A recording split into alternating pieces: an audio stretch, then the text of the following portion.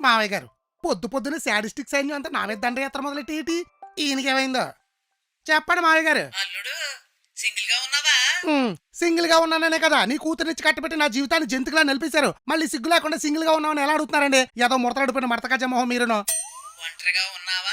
పక్కన మా అమ్మాయిలు ఉన్నారా అని. ఆ కొరువిదయాల నుంచి తప్పించుకోవడానికే కదా పైనోడున్న అడ్డమైన పనులకి నేనే సింగిల్ గా వెళ్తున్నాను.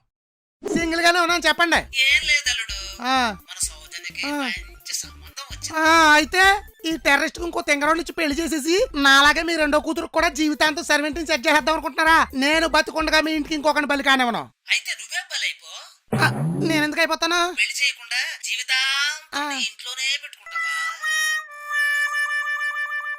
అస్సలు పెట్టుకుంటే నిజంగానే బలి అయిపోతాను. దానికి ఆ. పెళ్లి చేసి పంపించేస్తే నువ్వు సగం హ్యాపీగా ఉండొచ్చు. హ్యాపీగా పంపించేద్దాం. ఎవడు బలి అయిపోయినా పర్లేదు. పెళ్లి చూపులంటే అది రాదు అల్లుడు. నువ్వు దాన్ని తెలియకుండా ఇంటికి పంపించేసే. పంపించేస్తా. మీరు ఫోన్ పెట్టండి. ఫోన్ మీరు పెట్టండి, నేను చూసుకుంటానా.